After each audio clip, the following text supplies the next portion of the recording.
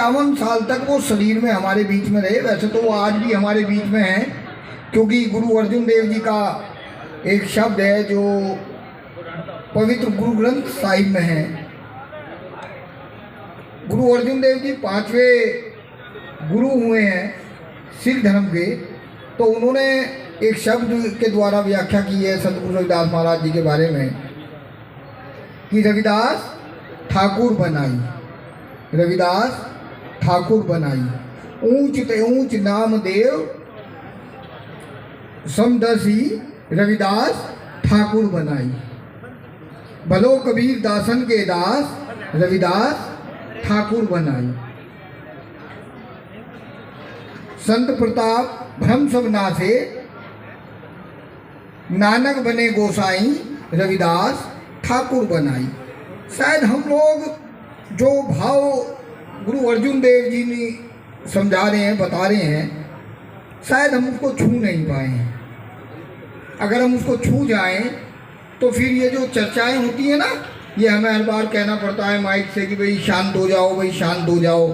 और ये कई बार जो है मेरे जैसे प्रचारक, ज्ञानी, संत, महापुरुष जिनको हम मानते हैं, वो भी कई बार जो है कहीं ना कहीं छोटी मोटी गलतियां कर देते हैं। तो वो गलती शायद हमसे ना हो, उसका कारण ये है कि अभी हम उस कीमत को समझ नहीं पाए। ठाकुर कहा गया है गुरमुखी भाषा में, पंजाबी भाषा में परमात्मा को।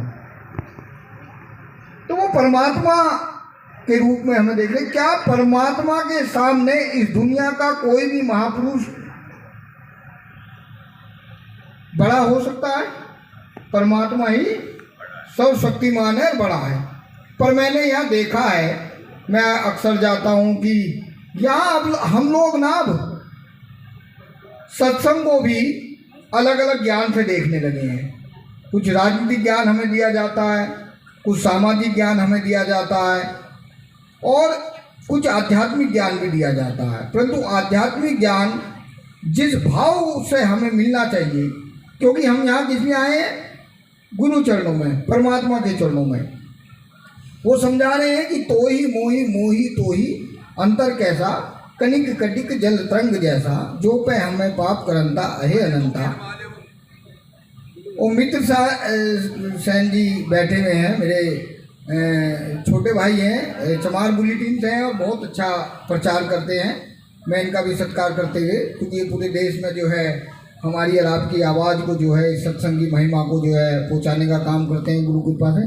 तो ही मोही मोही तो ही अंतर कैसा, ये हम संतों को, हम प्रचारकों को, हम ज्ञानियों को सबको समझना होगा।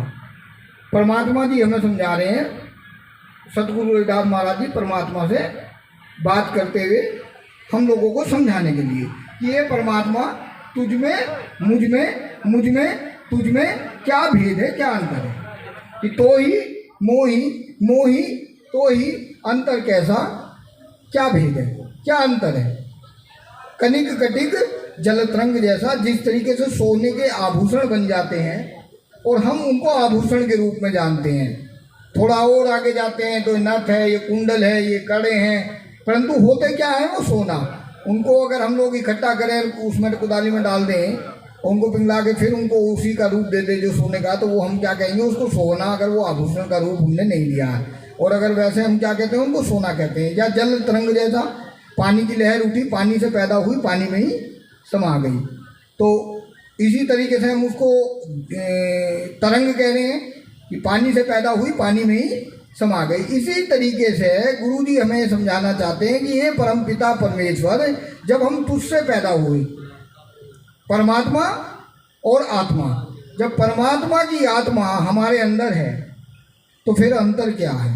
अंतर है विकारों का, अंतर है अज्ञानता का, अंतर है हमारी नासमझी का। अगर हमारे अंदर से वो विकार खत्म हो जाए, सतगुरु परमात्मा रूप हुए ना, संत कबीर जी परमात्मा रूप हुए ना, गुरु नानक साहब परमात्मा रूप हुए ना, तो जो भी संत है, जो भी उस परमात्मा के ज्ञान को धारण करने की कोशिश करता है, जैसे संत बैठे आप सत्कार कर रहे हैं, आप उनको गुरु मानकर सत्कार कर रहे हैं, तो जो भी उस खुशबू को धारण करने की कोशिश करता है वो ही परमात्मा रूप होने का काम करता है।